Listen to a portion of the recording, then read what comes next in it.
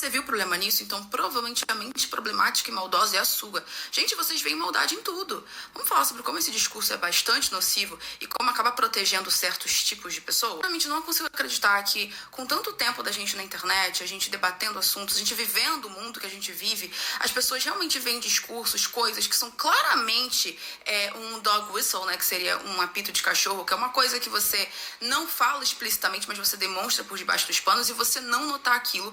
E toda vez que alguém pontua isso, você tira a pessoa como uma maluca, maldosa, paranoica. O que é muito, muito bom para quem tá fazendo esse tipo de coisa. É maravilhoso. Uma das estratégias de desresponsabilização mais perfeitas, apesar de ser muito simples, é essa que a Lô acabou de falar.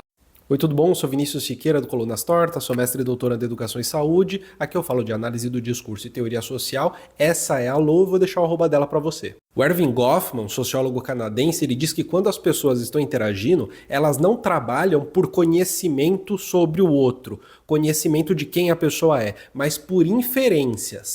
Ou seja, eu vejo que você está numa postura segura, a roupa que você está usando, como você se porta, o assunto que você puxa, as palavras que você usa, e aí eu começo a ter inferências sobre como que eu devo te tratar. Quando a gente está numa situação de grupo, por exemplo, essas inferências estão sendo feitas a todo momento sobre todo mundo, principalmente para quem toma a palavra para falar alguma coisa. E quando se tem uma certa coesão ali de grupo, quando se está à vontade, por exemplo, ali no grupo, o que faz com que esse grupo permaneça, exista, é a eterna reprodução da sua identidade.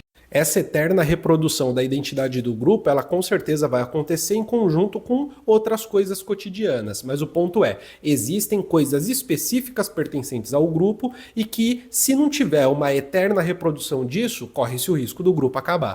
Uma dessas coisas que se reproduz eternamente é o tipo de cumplicidade esperada dentro do grupo. E nessa cumplicidade as coisas tendem a ser muito ferro e fogo, né? Se de repente você nega alguma coisa, contraria alguém, por exemplo, muito provavelmente se utilizarão de estratégias discursivas, verbais, estratégias interacionais para fazer com que você se torne, na verdade, o alvo da crítica ou fique envergonhado por ter feito uma crítica ou uma observação meio espinhosa, uma observação que não é condescendente, por aí vai. Vale dizer que essas estratégias de desresponsabilização, elas são super comuns, né, no nosso cotidiano. Por exemplo, alguém chega atrasado numa reunião, a pessoa diz, não, é que eu estava preso no trânsito, não, é que o ônibus quebrou. E tudo bem, ela pode estar presa no trânsito e o ônibus pode de fato ter quebrado. O lance é que numa situação de uma reunião, nada disso importa, o que importa é você estar lá.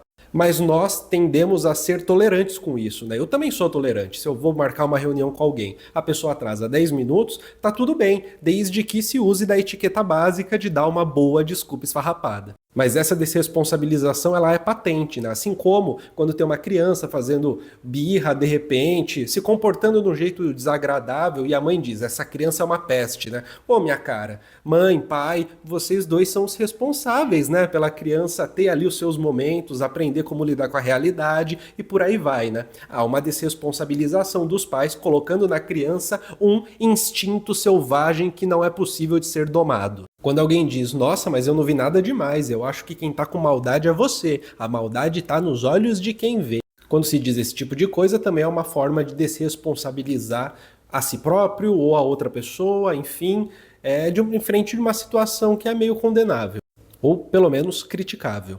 E frente a isso, a gente pode às vezes inferir que se trata de uma pessoa ingênua, ou que se trata de uma pessoa manipulativa ali, tentando manipular. Mas o fato é que, para além de qualquer inferência sobre quem diz, o fato é que esse tipo de frase faz com que a realidade que a gente vê deixe de existir. A única coisa que existe é a nossa cabeça.